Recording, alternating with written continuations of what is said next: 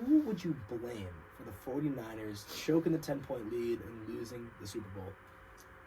I honestly would probably go towards Kyle Shanahan. Steve Wilkes a little bit, the defensive coordinator. He was just fired, actually. Yeah, I saw that. I honestly don't hate that.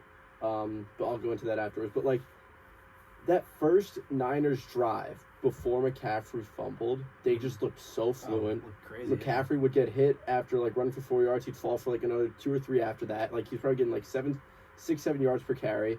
He fumbles, and then Shanahan just abandons the run game basically until the fourth quarter in overtime. And you just have to think why? Every running back fumbles. Pacheco fumbled. Andy Reid didn't abandon it totally.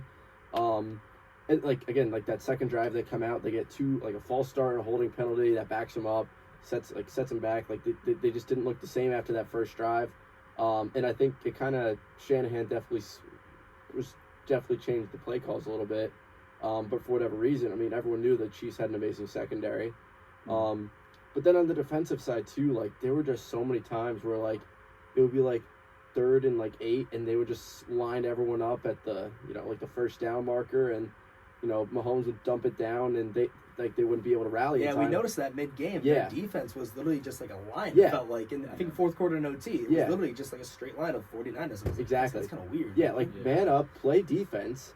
Dre Greenlaw. I think they definitely got a little too cute. Yeah, I think they tried again. They definitely tried to get a little too cute.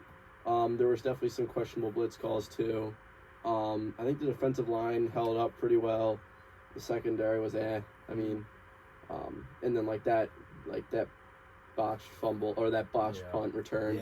Yeah, that's the big thing. Because before that, Kansas City didn't have anything going, and then they just take that ball touchdown. Instant.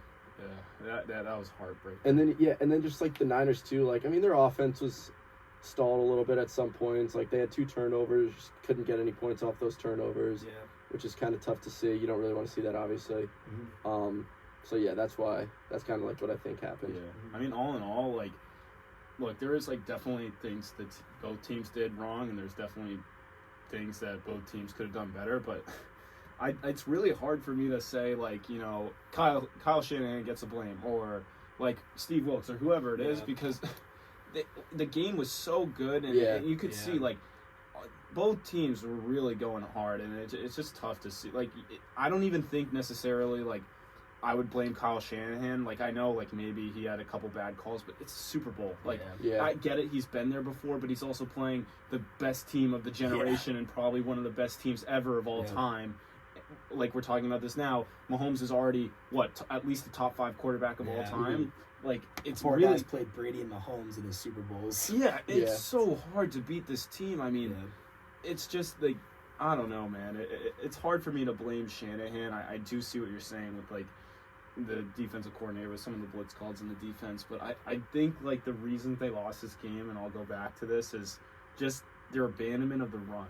And it is tough. You don't want to see your running back fumble, and you kind of I think no matter who it is, I mean, we see players all the time, running back or not. I mean, I remember the Patriots-Philly Super Bowl, Malcolm Butler just did not play. Yep. And nobody knows why, but he just did not play, and I still believe to this day if Malcolm Butler played that game, we win. Probably.